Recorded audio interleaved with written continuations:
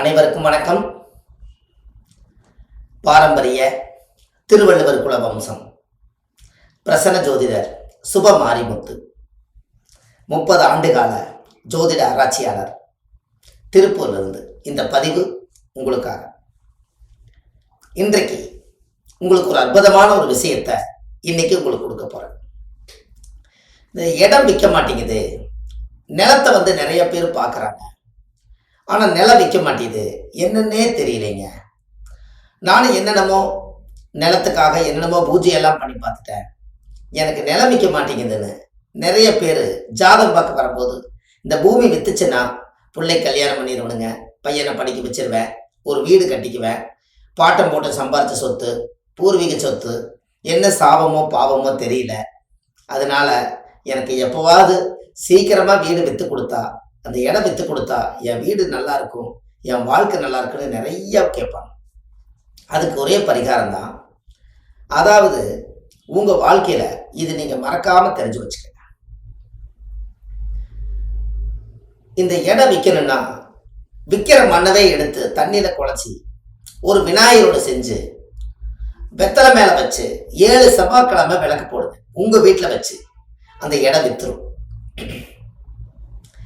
ஏன் அப்படின்னா, விற்கிற மண்ணவே நீங்கள் தொட்டு வணங்கினா தான் அது உங்களுடைய கடன் சூழ்நிலை மனசு அதுக்கு தகுந்த மாதிரி அது விற்று கொடுக்கும். அதுக்கு மண்ணை மதிக்கணும் அல்லவா? இத்தனை நாளாக மண்ணை மிதித்தோம், இப்போ நம்ம மண்ணை தொட்டு கும்பிடணும். சும்மா போய் கும்பிடுங்கன்னா கும்பிடுவாங்களா? கும்பிட மாட்டாங்க.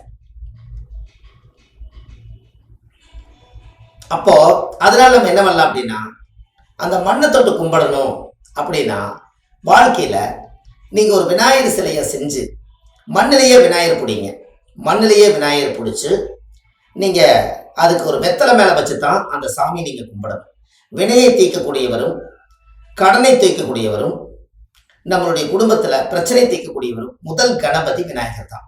இதில் மண் விநாயகருக்கு மட்டும்தான் ஆதி காலத்து பரிகாரம். இதை நீங்கள் செஞ்சு பாருங்கள், உங்கள் வாழ்க்கை ரொம்ப பிரமாதமாக இருக்கும்.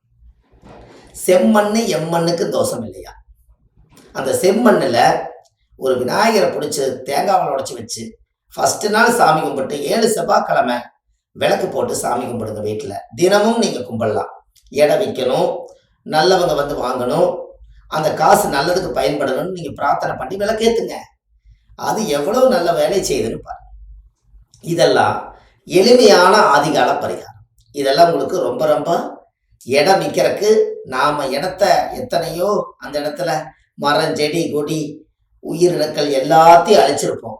ஆனால் அந்த மண் ஒரு சாபத்தில் நிற்கும். அது என்ன சாபனே தெரியாது. அப்போ என்னைக்கு நீங்கள் அதை தொட்டு வணங்குறீங்களோ அன்னைக்கு உங்களுடைய கஷ்ட சூழ்நிலையை அறிஞ்சு தெரிஞ்சு புரிஞ்சு அந்த மண் உங்களுக்கு சாதகமாக பயன்படும். கண்டிப்பாக இந்த பரிகாரத்தை செஞ்சுட்டு வாங்க, உங்கள் வாழ்க்கை ரொம்ப பிரமாதமாக இருக்கும் என்று சொல்லி அடுத்த பதிவில் சந்திக்கிறேன். உங்கள் சுப மாரிமுத்து. நன்றி, வணக்கம்.